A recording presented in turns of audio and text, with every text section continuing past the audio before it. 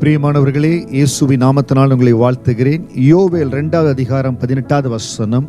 அப்பொழுது கர்த்தர் தமது தேசத்துக்காக வைராக்கியம் கொண்டு தமது ஜனத்தை கடாட்சிப்பார். இது தேவனுடைய ஊழியக்காரர்கள் ஆண்டுடைய வார்த்தையின்படி உபவாச நாளை கூறுகிறார்கள். யோவேல் 2வது அதிகாரத்தில் 15வது வசனம். சீயோனிலே எக்காலம் ஓதுங்கள், பரிசுத்த உபவாச நாளை நியமிங்கள், விசேஷித்த ஆசரிப்பை கூறாங்கள், ஜனத்தை கூட்டுங்கள், சபையை பரிசுத்தப்படுத்துங்கள், முதியோரை சேருங்கள், பிள்ளைகளையும் பாலுங்கிற பிள்ளைகளையும் கூட்டுங்கள், மணவாளன் தன் அறையும் மணவாட்டி தன் அறையிட்டு புறப்படுவார்களாக. அந்த இடத்துல அநேக காரியங்களை ஆண்டவர் சொல்லி தேவ சபையை கூட்டி உபவாச நாளை கூறுகிறார்கள்.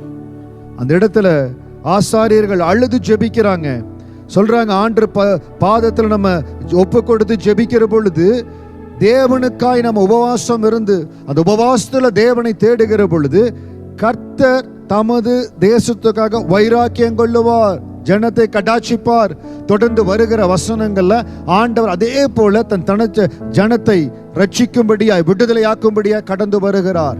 இன்னைக்கு இந்த வார்த்தை கேட்கிற உங்களுக்கு ஆண்டவர் வைராக்கியம் கொள்ளுவார். ஒரே ஒரு காரியம், உபவாச நாளை குறியுங்க. ஏதோ ஒரு சிறையிருப்பு, ஏதோ ஒரு போராட்டம், ஏதோ ஒரு காரியத்தில் விடுதலை எடுக்க முடியல, ஏதோ இடத்துல பிசாசனுடைய வல்லமைகள் நம்மை தடுக்கிறது. உடனே நீங்க என்ன செய்யணும்? உபவாச நாளை குறிக்கணும். நிறைய நேரம் ஆவிக்குரிய இந்த போராட்டத்தில், ஆவிக்குரிய போர்க்களத்தில் ஜெயம் எடுக்கணும்னா உபவாச நாளை குறிக்கணும். 3 நாட்கள் உங்களுடைய பாதத்தில் உபவாசம் இருக்கிற ஆண்டவரே, உங்க பலத்தில் உங்களால் முடிந்த அளவு உபவாசத்தை சரியா எடுங்க. தேவ சமூகத்தில் உபவாசம் எடுப்பது ரொம்ப கேர்ஃபுல்லா எடுக்கணும். உபவாசம் எடுக்கிறேன்னு சொல்லி ஒரு சிலர் தங்களுடைய உடலை கெடுத்துக் கொள்ளுகிறாங்க. வேலைக்கு போகிறவர்கள் எடுக்கிற உபவாசம் ஒரு முறையின்படி இருக்கணும். ஊழியம் செய்கிறவர்கள் எடுக்கிற உபவாசம் ஒரு முறையின்படி இருக்கணும். இல்லாவிட்டால் நான் ஒரு விசுவாசியாய் ஒரு தலைவனா இருக்கிறேன், ஆனா நான் ஊழியம் செய்வதில்லை, பகுதி நேர ஊழியம் செய்கிறேன். என்ன செய்யணும்? நான் அந்த வீட்டில் இந்த 3 நாட்கள் உபவாசம்னா வீட்டில் இருந்து ஒருவேளை லீவ் எடுத்து செய்கிறேன். அப்போ உங்களுடைய உபவாசத்தினுடைய முறை வித்தியாசமா இருக்கணும். நம்ம உபவாசம் எடுக்கிறது தேவனுக்கு பிரியமா இருக்கணும். ஆனால் அதை சரியா எடுங்க. அந்த உபவாசத்தை எடுத்து தேவ சமூகத்தில் காத்திருந்து, ஆண்டவரே உங்க பாதத்தில் உபவாசத்தோடு காத்திருங்க. கர்த்தர் உங்களுக்காய் வைராக்கியம் எடுப்பார். கர்த்தர் தமது தேசத்துக்காக வைராக்கியம் கொண்டு, ஆண்டவர் நமக்காக வைராக்கியம் எடுக்க ஆரம்பிச்சிட்டாருன்னா நமக்கு விரோதமாய் எழும்புகிற நாவுகள் கட்டப்படும். நமக்கு விரோதமாய் எழும்புகிற திட்டங்கள் எல்லாம் மாறி போகும். நமக்கு விரோதமாக எழும்புகிற சூழ்ச்சிகளை ஆண்டவர் மாற்றி போடுவார். எத்தனையோ இடத்துல ஜனங்கள் தடைகளை கொண்டு வர பார்ப்பாங்க, தடைகளை ஆண்டவர் அகற்றி போடுவார்.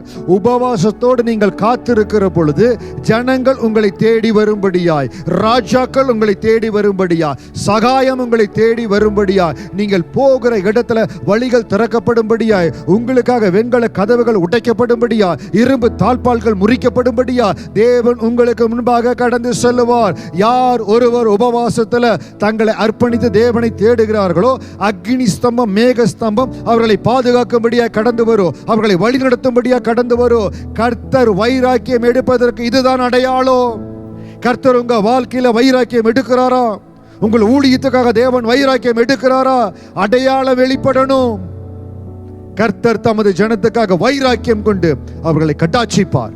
இன்றைக்கு எந்த இடத்துல போராட்டத்துல, நீண்ட நாள் போராட்டம், விடுதலையே இல்லை, மிகுந்த கட்டுக்குள்ளா இருக்கிறேன், கர்த்தர் சொன்னதுனால செய்ய முடியல, மிகுந்த கட்டுக்குள்ளா இருக்கிற அருமையான சகோதரனே சகோதரியே, உபவாச நாளை நியமிங்க. நான் சொன்னபடி அந்த உபவாச ஒழுங்கோடு தேவ சமூகத்தில் காத்திருங்க. கர்த்தருடைய விடுதலை கடந்து வரும்.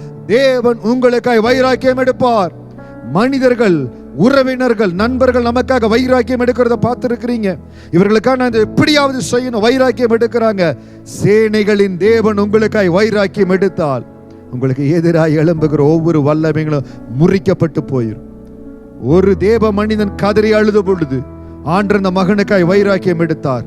ஒரே இரவுல 180,000 பேர் மடிந்து போனாங்க. உங்களுக்கு எதிராக இருக்கிற என்ன சூழ்ச்சிகள், என்ன வல்லமைகள் இருந்தாலும் ஏமாத்திரம், இன்னைக்கு சொல்லுங்க, ஆண்டவரே உங்க பாதத்துல உபவாச நாளை நியமிப்பேன், உங்களுக்காக அர்ப்பணத்தோடு காத்திருப்பேன். நீங்க எனக்காய் வைராக்கியம் எடுக்கிறதுக்காய் ஸ்தோத்திரம். கர்த்தர் எனக்காய் வைராக்கியம் எடுக்கிறதுக்காய் ஸ்தோத்திரம்.